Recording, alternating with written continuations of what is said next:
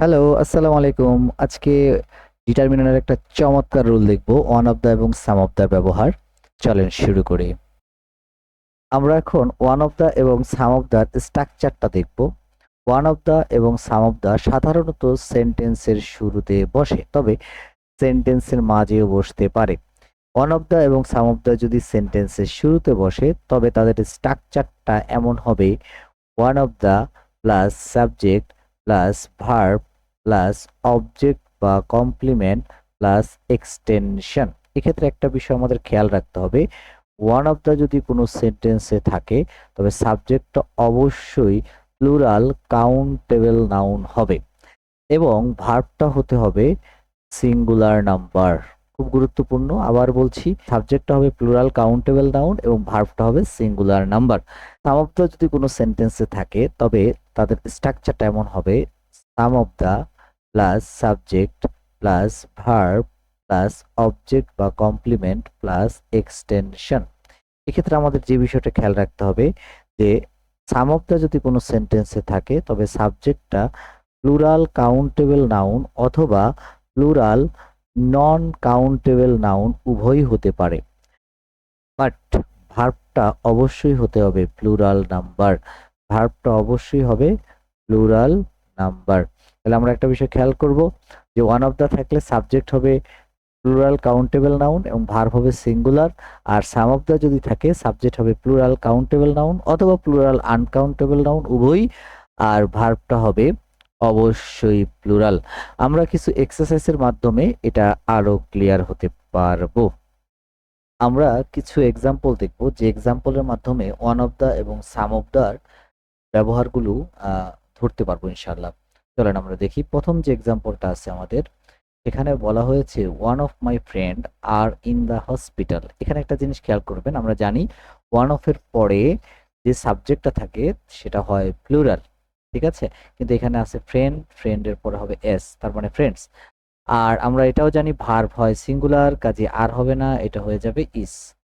ওকে, তাহলে এখানে দেখেন কারেকশনটা দেওয়া আছে, one of my friends is in the hospital. আমরা দ্বিতীয় এক্সাম্পলটা দেখি। এখানে বলা হয়েছে one of the best reason to eat vegetables to add fibre to your diet. সেক্ষেত্রে আমরা জানি ওয়ান অফ এর পরে সাবজেক্টটা হয় প্লুরাল, কিন্তু এখানে আছে রিজন, রিজনের পরে হবে এস, রিজনস।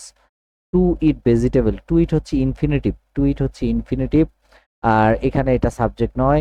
আর ইস, ইস হচ্ছে আমরা জানি সিঙ্গুলার হবে, এখানে সিঙ্গুলারই আছে, কাজে এটা কারেক্ট। এখানে কারেকশনটা দেওয়া আছে one of the best reasons, এই যে দেখেন দেওয়া আছে এস, আর টু ইট ভেজিটেবল ইস, ইস হচ্ছে সিঙ্গুলার। ৩ নাম্বার এক্সাম্পলটা যদি আমরা একটু তাকাই, সেখানে আমরা দেখতে পাবো সাম অফ দ্য পার্কিং স্পেস। আমরা জানি সাম অফ থাকলে সাবজেক্টের শেষে প্লুরাল হয়, তাহলে এখানে হবে spaces. At the back are empty, তাহলে আর ঠিক আছে, এখানে প্লুরাল হবে, ভার্ব প্লুরালই আছে।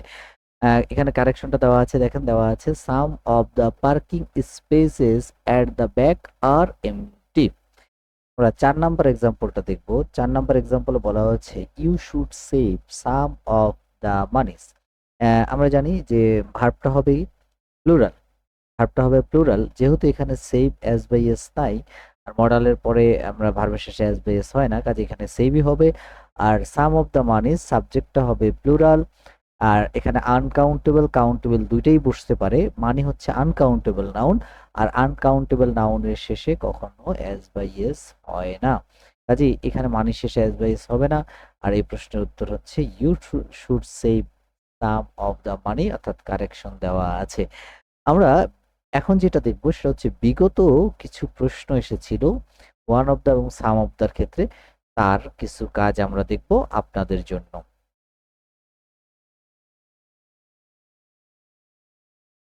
প্রিয় শিক্ষার্থী, প্রিভিয়াস ইয়ারে দুইটা কোশ্চেন আপনাদের জন্য, আপনারা উত্তরগুলো কমেন্টে অবশ্যই জানাবেন। প্রথম যে প্রশ্নটা আছে সেখানে বলা হয়েছে চুজ দ্য কারেক্ট সেন্টেন্স। এই প্রশ্নটা সাধারণ বীমা কর্পোরেশন জুনিয়র অফিসার 2016 সালে এসেছিল।